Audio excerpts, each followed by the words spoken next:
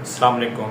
मेरा नाम डॉक्टर मोहम्मद अब्बास मिरानी है और हम जो आपको वीडियोस भेजते हैं उसमें ज़्यादातर बच्चों की केयर के हवाले से, उनकी हेल्थ के हवाले से इंफॉर्मेशन दी जाती हैं। तो आज का हमारा टॉपिक है पोस्ट वैक्सीन केयर, यानी हिफाजती टीके लगने के बाद बच्चे की हमने हिफाजत कैसे करनी है। तो फर्स्ट ऑफ ऑल हमने देखना है कि बच्चे को जो इंजेक्शन्स हैं वो किस टाइम पे लगते हैं, किस एज पे लगते हैं। तो पहला टीका जो है बच्चे को जस्ट आफ्टर बर्थ लगता है, यानी जैसे ही बच्चा पैदा होता है उसके टाइम ही उसको जो इंजेक्शन लगा दिया जाता है उसको हम ज़ीरो डोज या पहली डोज जो है वो कह सकते हैं। तो कुछ वैक्सीन उसको उस टाइम पे दी जा सकती हैं।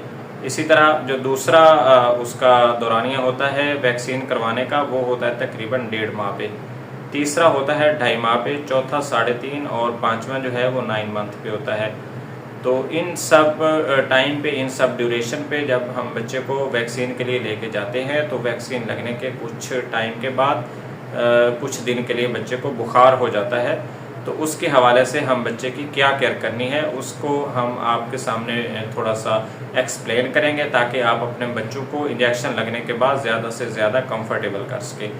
तो इंजेक्शन लगने के बाद बच्चे को क्या मुश्किलात पेश आ सकती हैं। तो सबसे पहले ये है कि बच्चे को बुखार वगैरह हो जाता है और ये बुखार अमूमन बहुत ज़्यादा तेज़ नहीं होता और 2 से 3 दिन के अंदर सेटल हो जाता है। इसी तरह जिस जगह पे इंजेक्शन लगता है वहाँ पे बच्चे की सूजन बन जाती है बच्चे को, और थोड़ी सी गिल्टी भी बन सकती है या रेडनेस भी आ सकती है। इसके अलावा बच्चा बहुत ज़्यादा रोता है वैक्सीन लगने के बाद, उसको पेन होता है, जैसे वो अपने पाँव वगैरह हिलाता है, मूव करता है तो उसको दर्द होता है, तो वो बहुत ज़्यादा रोता है। तो हमने इस हवाले से कौन से स्टेप्स लेने हैं ताकि बच्चा जो है इस दौरान कम से कम तकलीफ़ फील करे और कम से कम रोए और पेरेंट्स को भी ज़्यादा इरिटेट ना करे और ख़ुद भी जो है वो ज़्यादा इरिटेट ना हो। तो उसके हवाले से पहला जो स्टेप है हमने ये रखना है कि ड्यूरिंग वैक्सीनेशन या आफ्टर वैक्सीनेशन बच्चा जो है अपनी मदर के पास रहे, ताकि वो ज़्यादा से ज़्यादा कंफर्टेबल रहे। आपने किसी और की सुपरविजन में बच्चे को नहीं छोड़ना, क्योंकि उस केस में बच्चा जो है वो ज़्यादा परेशान हो सकता है।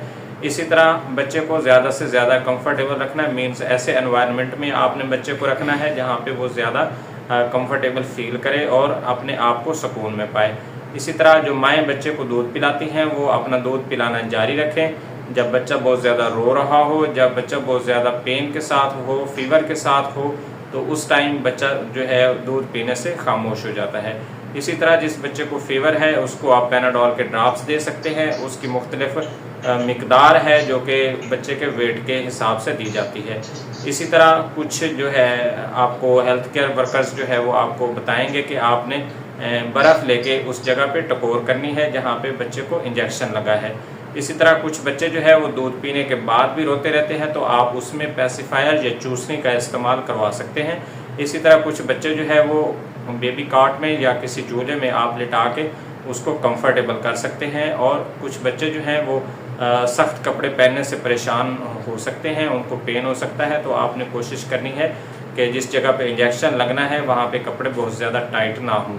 और इसी तरह आप जब टीका लगवाने जा रहे हैं तो आप कोशिश करें कि जो इन्फेक्शन वगैरह है वो बच्चे में ना हो, और जो गिल्टी है या सूजन है वो ज़्यादा प्रोलॉन्ग ना करे। और उसके लिए आपकी वो जो इंजेक्शन वाली साइट है उसका क्लीन होना बहुत ज़रूरी है, एसेप्टिक होना बहुत ज़रूरी है। तो उसके लिए आप स्पिरिट स्वैब या कोई भी चीज़ इस्तेमाल करके उसको पहले क्लीन कर सकते हैं, ताकि इंजेक्शन लगने के बाद वहाँ पे इन्फेक्शन जो है वो ना फैले।